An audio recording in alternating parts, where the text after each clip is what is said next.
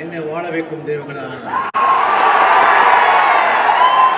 என் ரசிக பெருமக்களே, இங்கே வரைக்கும் தந்திருக்கும் ஊடக நண்பர்களே, பத்திரிகை நண்பர்களே, அனைவருக்கும் என்னுடைய அன்பார்ந்த வணக்கங்கள். முதல்ல வந்துட்டு உங்களுக்கெல்லாம் நான் என் நன்றியை தெரிவிச்சுக்கிறேன். இவ்வளோ ஒழுக்கமாக, இவ்வளோ கட்டுப்பாடாக, இவ்வளோ நல்லா நீங்கள் வந்து இருந்தது, நீங்கள் பழகினது எல்லாம் பார்த்து முதல்ல வந்து என்னுடைய சந்தோஷத்தை, மகிழ்ச்சியை, நன்றியை வந்து தெரிவிச்சுக்கிறேன். இந்த ஒழுக்கம்தான் வாழ்க்கையில் ரொம்ப இம்பார்ட்டண்ட். டிசிப்ளின், ஒழுக்கம் இல்லைன்னு சொன்னால் நம்ம எந்த காரியத்திலையும் எந்த இதுலேயும் நம்ம முன்னேற முடியாது. அந்த ஒழுக்கத்தை நீங்கள் கடைபிடிச்சிங்க, அது ரொம்ப ரொம்ப சந்தோஷம் எனக்கு. இது அப்படியே மெயின்டைன் பண்ணி அண்ட் இந்த ஒரு விழா, ரசிகர்களை சந்திக்கும் இந்த விழாவை ஏற்பாடு பண்ணி அதை வந்து கரெக்டாக நிர்வகித்த நம்ம சுதாகருக்கும் இவங்களுக்கெல்லாம் ஒரு நாயகனாக இருந்த என்னுடைய அருமை நண்பர், என்னுடைய உயிருக்கும் மேலான முரளி பிரசாத் அவர்களுக்கும், சிவராமகிருஷ்ணன் அவர்களுக்கும், பாபா அவர்களுக்கும், அனைத்து ராகவேந்திரா மண்டப ஸ்டாஃபுக்கும் என்னுடைய மனமார்ந்த நன்றியை தெரிவித்துக் கொள்கிறேன். இங்கே பக்கத்தில் இருக்கிற நெய்பர்ஸ்க்கெல்லாம் கொஞ்சம் ப்ராப்ளமாக இருக்கும், அவங்களும் ஒத்துழைச்சதுக்கு அவங்களுக்கும் நன்றி தெரிவித்துக் கொள்கிறேன். நம்ம ஜிம் பாய்ஸ் அவங்களுக்கு, அண்ட் முக்கியமாக போலீஸ் டிபார்ட்மெண்ட் அவங்க கொடுத்த ஒத்துழைப்பு நான் மறக்கவே முடியாது. அவங்களுக்கு என் மனமார்ந்த நன்றியை தெரிவித்துக் கொள்கிறேன். அப்புறம் நம்ம மீடியா சகோதரர்கள் என்ன வெரைட்டி மீடியா சகோதரர்கள் என்ன வெரைட்டி ஏன்னா அவங்க பாசுங்க அவங்களே விரட்டுறாங்க, இவங்க நம்மளே விரட்டுறாங்க. நான் சென்னையெல்லாம் சுற்றி இதாகிட்டு அவங்களை எப்படியாவது இது பண்ணணும்னு சொல்லிட்டேன். பட் என்ன பண்ணுறது, ஒன்றும் இல்லை, ஒரு 4-5 வார்த்தை நான் பேசினாலே அது ஒரு பெரிய சர்ச்சையாகுது, வாத விவாதம் ஆகுது. இன்னும் மறுபடியும் பேசிட்டு இருந்தால் மறுபடியும் சர்ச்சை ஆகிட்டே இருக்கும்.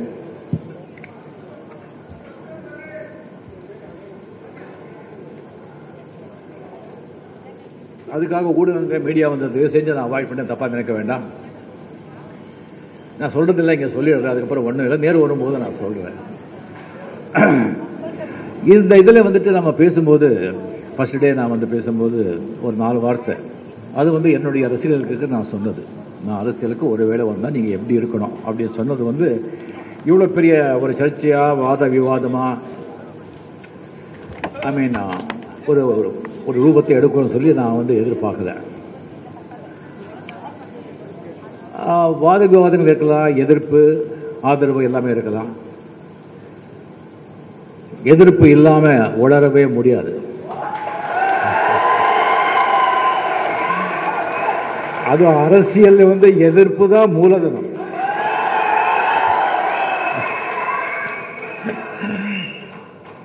வாத விவாதம் இருக்கலாம், ஆனா சில சோசியல் மீடியாவில், ட்விட்டரில், ஃபேஸ்புக்கில் சில பேர் வந்து எழுதும்போது சில திட்டி கஷ்டமாக எழுதும்போது எனக்கு கஷ்டமாக இல்லை. நம்ம தமிழ் மக்கள் வந்து ஏன் இவ்வளோ கீழ்த்தனமாக போயிட்டாங்க, வார்த்தைகளை யூஸ் பண்ணுறது அப்படிங்கிறதான் ஒரு ஒரு வருத்தம். ஒரு அது வந்து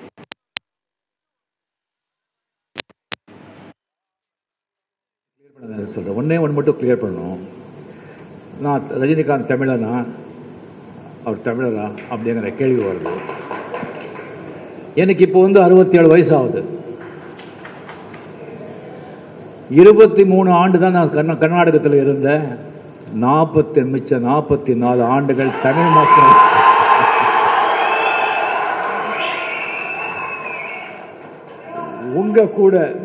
உங்க கூடவே வளர்ந்த கர்நாடகத்திலேருந்து ஒரு மராட்டியானவோ ஒரு கன்னடக்காரனவோ நான் இங்கே வந்திருந்தா கூட நீங்கள் என்னை ஆதரித்து அன்பு கொடுத்து பேரும் புகழும் பணம் எல்லாத்தையும் அள்ளி கொடுத்து என்னை நீங்கள் தான் தமிழனே ஆக்கிட்டீங்க. ஸோ நான் பச்சை தமிழன். எங்க மூதாரு எங்க அப்பா எல்லாம் நாச்சிக்குப்பம் கிருஷ்ணகிரியில் பிறந்ததை ஆல்ரெடி சொல்லியிருக்கேன் நான். நீங்க என்னை எங்கேயாவது போ, இங்கேருந்து வெளியே போ அப்படின்னு சொன்னா தூக்கி போட்டா நான் இமயமலையில போய் தான் விழுவேன், தவிர வேற எந்த மாநிலத்தில் போய் விட மாட்டேன்.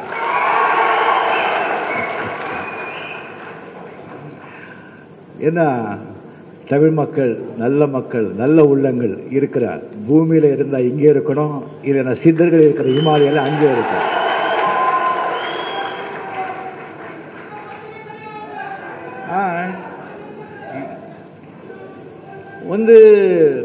ஏன் நான் உங்களால என்ன வாழ வைக்கும் தெய்வங்கள் நீங்க என்ன வாழ வச்சீங்க, நான் நல்லா இருக்கேன். என்ன வாழ வச்ச தெய்வங்கள் நல்லா இருக்கக்கூடாதா? என்ன மாதிரி அவங்களும் நல்லா இருக்கக்கூடாதா? அப்படி நினைக்கிறதுல என்ன தப்பு இருக்குன்னு சொல்லி எனக்கு தெரியல. சரி, அதுக்கு நீ என்ன மற்றவங்க இருக்காங்க, நீ என்ன கரெக்ட் பண்றது அப்படின்னு சொன்னா எஸ் இருக்காங்க. அருமை தளபதி மு.க. ஸ்டாலின் அவர்களுடைய நெருங்கிய நண்பர், நல்ல திறமையான நிர்வாகி. சார் அடிக்கடி சொல்லுவார், அவருக்கு மட்டும் ஃப்ரீ ஹேண்ட் கொடுத்தா ரொம்ப நல்லா செயல்படுவார், ஃப்ரீ ஹேண்ட் கொடுக்க மாட்டார் அப்படின்னு. அன்புமணி ராமதாஸ் நல்ல படித்தவர், நல்ல விஷயம் தெரிஞ்சவர், மாடர்னா திங்க் பண்ண வேண்டியவர், உலகம் எல்லாம் சுற்றி இருக்கிறவங்க, நல்ல கருத்துக்கள் நல்ல பிளான்ஸ் எல்லாம் வச்சிருக்காங்க. திருமாவளவன் ஒரு தலித்துக்கு நல்ல ஆதரவாக நல்ல குரல் கொடுத்து உழைச்சிட்டு இருக்காங்க. சீமான் போராளி, அவருடைய சில கருத்துக்களை கேட்டு பிரமிச்சு போயிருக்கேன். அந்த மாதிரி இருக்காங்க தேசிய கட்சிகள் எல்லாம் இருக்காங்க. பட் சிஸ்டம் கெட்டு போயிருக்கே, சிஸ்டம் கெட்டு போயிருக்கே, ஜனநாயகமே கெட்டு போயிருக்கே, அரசியல் பத்தி ஜனநாயக பத்தி மக்களின் மன ஓட்டமே சேஞ்ச் ஆயிருக்கே. சிஸ்டமை சேஞ்ச் பண்ணணும். ஜனங்களுடைய மன ரீதியை வச்சு சிந்தனை ஓட்டத்தை சேஞ்ச் பண்ணணும், ஒரு மாற்றத்தை உண்டாக்கணும். அப்போதான் நாடு உருப்படும். அது எல்லாரும் சேர்ந்து பண்ண வேண்டியது. இதுல ஏதாவது தப்பு இருந்தா எனக்கு இன்னொன்று, இந்த வழிதளங்கள் எல்லாம் நீங்க பேசுறாங்க பண்றாங்க, அது தயவு செஞ்சு என் ரசிகங்க யாருமே அது நீங்க அஃபெக்ட் ஆக வேண்டாம். ஏன்னா எதிர்ப்பு இருந்தால் தான் நம்ம வளர முடியும். ஒரு செடி வளர்க்கணும்னு சொன்னால் முதல்ல குழி தோண்டுறோம், குழி தோண்டி உரம் மண் கலந்துட்டு விதையை அதில் போட்டு குழியில் போட்டு மண்ணை போட்டு மூடி விடுறோம், மூடி விட்டு விட மாட்டோம், நல்லா அழுத்தி அழுத்தி அமுக்குறோம். ஏன்னா அது வளரணுங்கிறதுக்காக. ஸோ எங்கள் அவதூறுகள் திட்டுகள் நிந்தனைகள் இதெல்லாம் உரம் மாதிரி மண் மாதிரி அது நெருங்கிய போடதான் அந்த செடியை எல்லாம் இன்னும் வெளியே வரும், நல்லா வெளியே வரும். அவங்க நமக்கு ஹெல்ப் பண்ணிட்டு இருக்காங்கன்னு தான் அவங்களுக்கு தெரிய மாட்டேங்குது சில பேருக்கு. ஒரு வாட்டி புத்தர் அப்படியே ஒரு பயணம் போயிட்டு இருந்தாங்க அவங்க சிஷ்யங்களோட. அப்போ ஒரு 7-8 பேர் வழிமறுத்து கண்ணா பின்னா திட்டுறாரு. அப்படி திட்டுறாரு. புத்தர் சைலண்டா நிற்கிறாரு, ஒன்றும் பேச சிரிச்சுட்டே இருக்காரு. அவங்க சீடுக பேசக்கூடாது, ஏன்னா குருவேஷமா இருக்காரு. அவங்க திட்டு கொட்டிட்டு போன பிறகு அவங்க கேட்டாங்க, என்ன குரு அவ்வளோ திட்டுறாங்களே, நீங்கள் சைலண்டாக ஒன்றுமே பேசாமல் இருக்கீங்களே அது சொல்லும்போது அவங்க திட்டிட்டு கொட்டிட்டு போயிட்டாங்க, அது நான் எடுத்துக்கலையே, அதான் அவங்களே கொண்டு போயிட்டாங்க. ஸோ பழைய காலத்தில் எப்படின்னா ராஜாக்கள் கிட்டே சைன்ய பலம் படை பலம் இருக்கும், லட்சக்கணக்கில் இருக்காது. அவங்க ஒரு 10,000 5,000 எவ்வளோ மெயின்டைன் பண்ண முடியுமோ அவ்வளோதான் இருக்கும். ஆனால் போருன்னு வரும்போது எல்லா ஆண் மக்களும் சேர்ந்து போரிடுவாங்க. அது வரைக்கும் அந்த ஆண் மக்கள் எல்லாமே பிரஜைகள் எல்லாமே அவங்கவுங்க வேலையை அவங்கவுங்க கடமையை அவங்க செஞ்சுட்டே இருப்பாங்க. அப்போ எல்லாம் உழைச்சி திசை பண்ணுறதுனால உடம்பு எல்லாம் அப்படி இருக்கும். வீர விளையாட்டுகளை வச்சதே அவங்களையும் வீரர்கள் யோதர்களை ஆக்கிறதுக்கு தான். ஜல்லிக்கட்டு, இந்த கம்பு சண்டை, இந்த கபடி, இந்த குஸ்தி எல்லாமே அவங்களும் வந்து பலமாக இருக்கணுங்கிறதுக்காக. ஸோ அவங்க கடமை செஞ்சுட்டே இருப்பாங்க. போர் வரும்போது எல்லாரும் இறங்கி அவங்க மண்ணுக்காக மானத்துக்காக அந்த எல்லாரும் போராடுவாங்க போர் வரும்போது. அந்த மாதிரி எனக்கும் கடமைகள் இருக்குது, தொழில் இருக்குது, வேலை இருக்குது. உங்களுக்கும் கடமைகள் இருக்குது, தொழில் இருக்குது, வேலை இருக்குது. உங்கள் ஊருக்கு போங்க, உங்கள் கடமைகளை செய்யுங்க, உங்கள் தொழில் நீங்கள் பார்த்துக்கங்க. போர் வரும்போது பார்த்துப்போம். ஆண்டவன் இருப்பாங்க. நன்றி.